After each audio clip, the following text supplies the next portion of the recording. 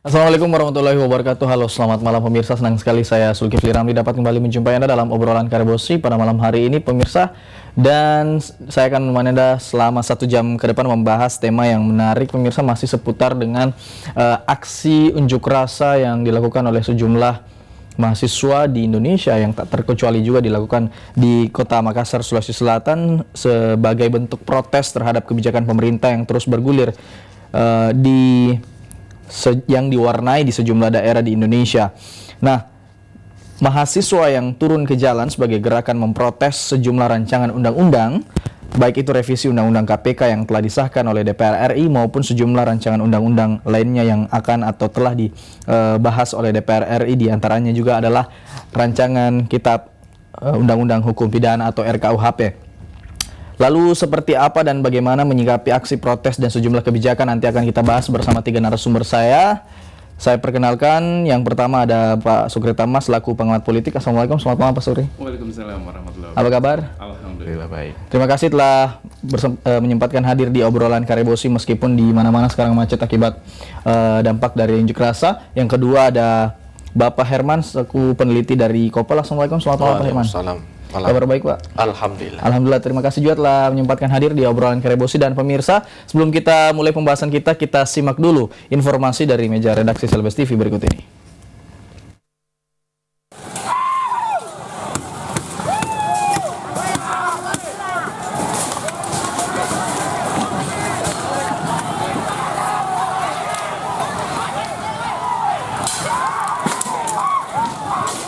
Mahasiswa dan pihak kepolisian kembali terlibat bentrokan di depan kantor DPRD Sulsel pada Kamis sore kemarin.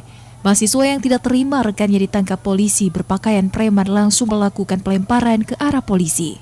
Bahkan aksi lempar tersebut menyasar sejumlah polisi yang lagi berada di dalam area showroom Toyota di Jalan Urip Sumoharjo, Makassar. Pihak kepolisian pun membalas aksi lemparan tersebut dengan gas air mata ke arah kerumunan mahasiswa. Meski tidak ada korban jiwa dalam bentrokan ini, namun sejumlah kendaraan roda 4 yang terparkir di area showroom tersebut ruak akibat lemparan batu. Dian Cahyadi, Selebes TV. Dan pemirsa akan bergabung juga bersama kami di segmen selanjutnya salah satu lagi narasumber dari Jenderal Lapangan Aliansi Mahasiswa Universitas Muslim Muhammadiyah Makassar maksud kami, sekaligus Ketua Korkom IMM Unismu Makassar, Indra Darius Kala. Saya ke Pak Sukri dulu terlebih dahulu. Kalau Anda melihat perkembangan situasi kondisi terakhir akhir-akhir ini, ada catatan tersendiri tidak mengenai melihat gelombang aksi yang dilakukan di tanah air, khususnya di Makassar? Iya, jadi menurut saya tentu saja kan sikap ini jelas. Ini ada tuntutan dari masyarakat. Dalam hal ini mahasiswa yang kemudian meminta sikap dari pemerintah. Ya. Nah, jelas sikap itu adalah terkait dengan saat ini kan terkait dengan RUU KPK dan RUU KUHP ya.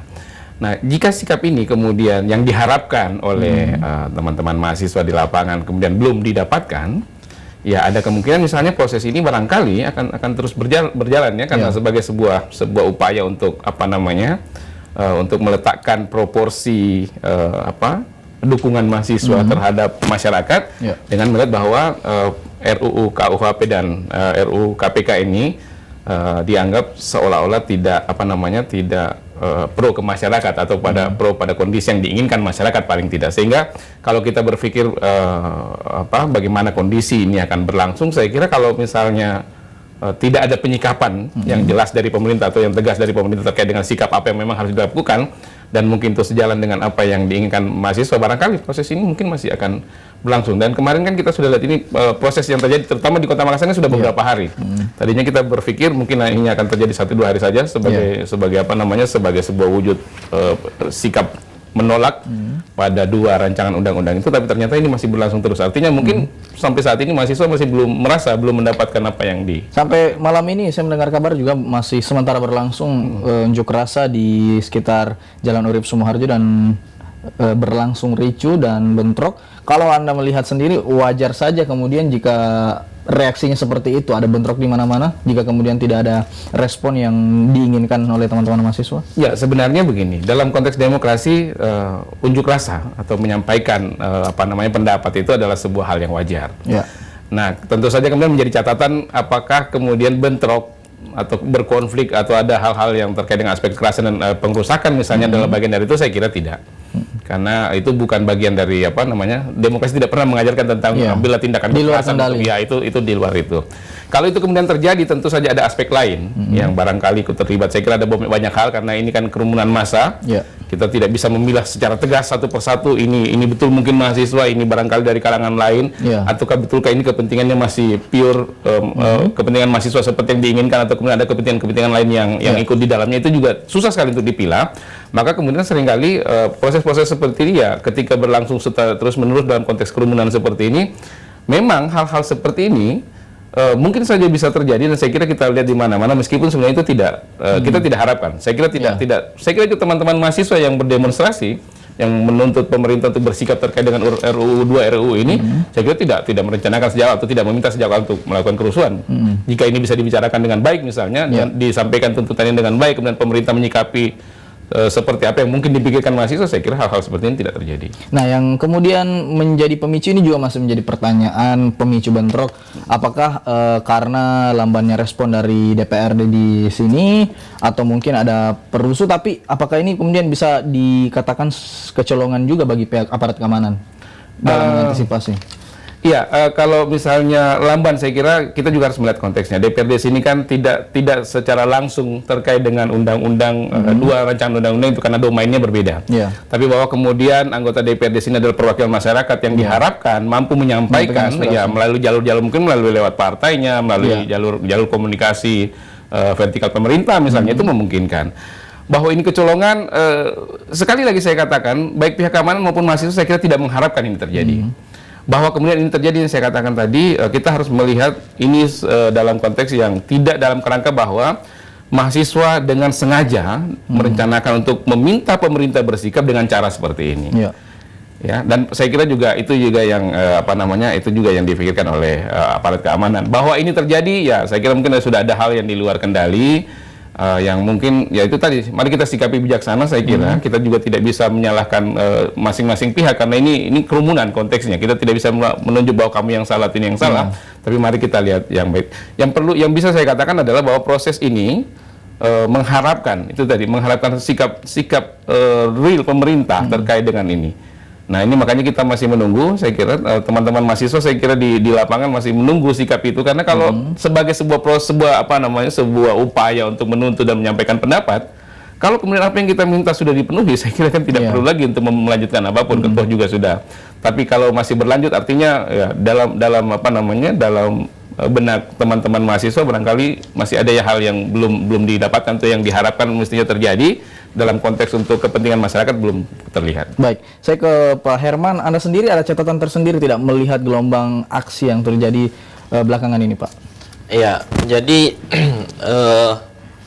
tuntutan teman-teman mahasiswa ini kan sebenarnya dari awal sudah banyak disampaikan oleh para akademisi, khususnya sebelum pengesahan RUU KPK kemarin, itu gelombang penolakan juga dari akademisi dari berbagai kampus di Indonesia itu sudah dilakukan. Artinya apa? Negosiasi bahkan kajian-kajian akademik dari kampus itu sudah dilakukan, dan DPR itu sepertinya tidak abai terhadap masukan-masukan dari para akademisi.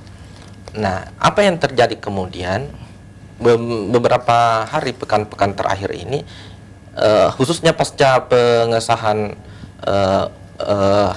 revisi Undang-Undang KPK itu, yang merupakan inisiatif DPRD dan ternyata juga disetujui oleh pemerintah, yang awalnya diminta oleh Presiden jangan ada persetujuan dengan poin-poin seperti ini. Meskipun Presiden pernah 2 hari kalau saya tidak salah sebelumnya, sebelum pengesahan itu, sekitar itu sempat menyatakan bahkan konferensi pers berapa yang ditolak.